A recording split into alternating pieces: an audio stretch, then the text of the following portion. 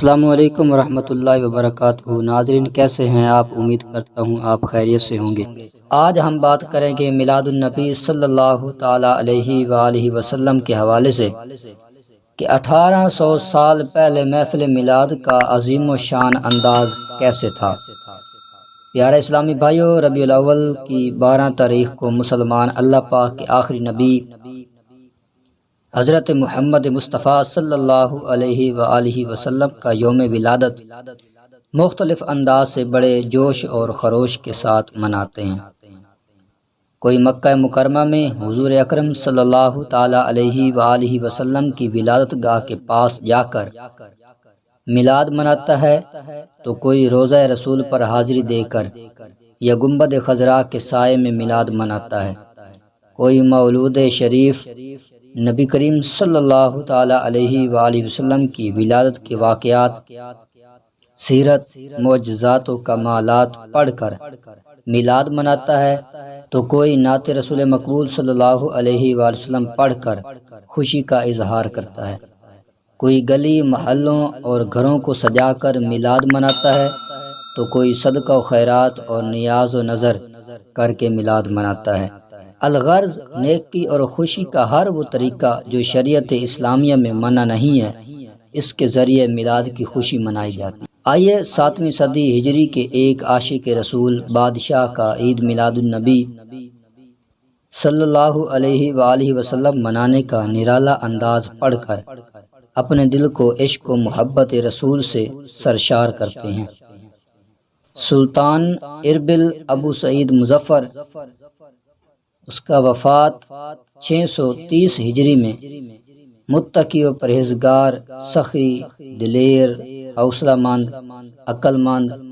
عالم اور عادل ہونے کے ساتھ ساتھ خدمت دین اور عشق رسول کی لازوال نعمت سے لبریز اور اپنے دور کے صوفیاء و علماء کی خدمت کرنے والے بادشاہ تھے۔ آپ نے جبل قاسیون کے قریب ایک مسجد الجامع المظفری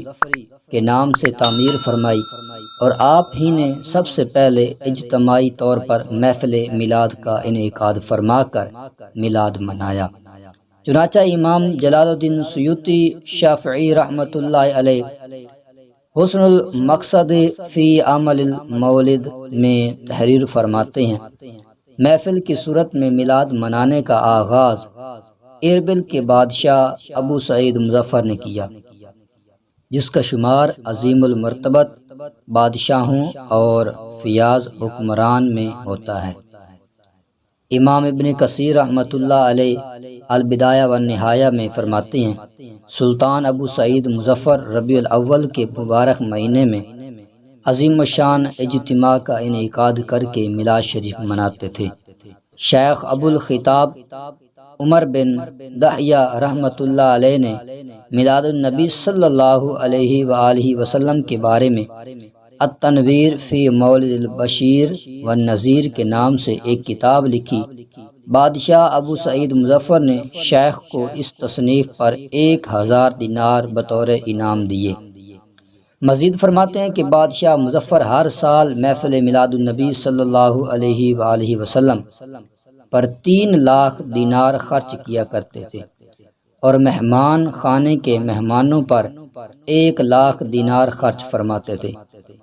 نامور مورخ امام شمس الدین احمد بن محمد المعروف ابن خلاقان رحمۃ اللہ علیہ بادشاہ اربل مظفر الدین کی سخاوت، صدقہ و خیرات اور اچھے کاموں کو بیان کرنے کے بعد فرماتے ہیں، ان کی محفل میلاد کا بیان احاطہ سے باہر ہے۔ ہر سال محفل میلاد میں اربل کے قریبی شہروں مثلا بغداد، موصل، سنجار اور جزیرہ وغیرہ سے کثیر لوگ اس میں شرکت کرتے، جن میں فقہاء، صوفیاء، واعظین، قراء اور شعراء بھی شامل ہوتے، اور ان کی آمد کا سلسلہ ماہ محرم سے ماہ ربیع الاول کے شروع تک جاری رہتا۔ 20 یا اس سے زیادہ لکڑی کے کبے بنائے جاتے، ہر کبہ 4 یا 5 درجے پر مشتمل ہوتا۔ میلاد النبی کی رات قلعے میں کثیر مشعلیں، شمعیں روشن کرواتے میلاد النبی کی صبح صوفیائے فقہا، واعظین، قراء اور شعراء کو عمدہ لباس تحفے میں دیتے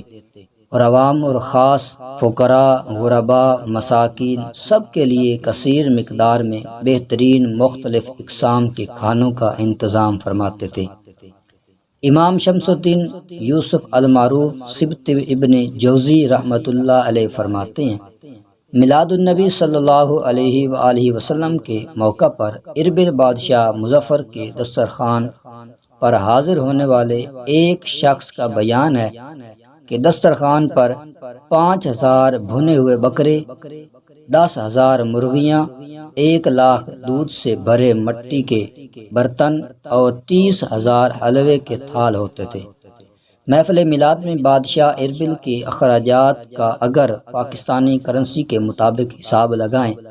تو یہ رقم کروڑوں بلکہ اربوں روپے تک جا پہنچتی ہے۔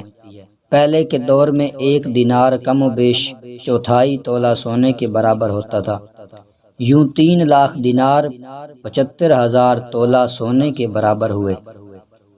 سامعین کرام، شاہ اربل کا میلاد النبی منانے کا یہ واقعہ کثیر علماء محدثین و عظام نے اپنی کتابوں میں نقل کیا ہے اور اس کی تعریف بھی کی کہ چنانچہ امام ابن کثیر، ابن خلقان، سبط ابن جوزی اور امام سیوطی کے ساتھ ساتھ امام شمس الدین محمد بن احمد زیبی نے تاریخ اسلام میں اس ایمان افروز واقعے کو ذکر کیا ہے۔ 11ویں صدی ہجری کے عظیم محدث و شارح حدیث ملا علی قاری رحمۃ اللہ علیہ میلاد النبی پر لکھے ہوئے اپنے رسالے المورد الروی فی المولد النبوی میں مختلف ممالک سے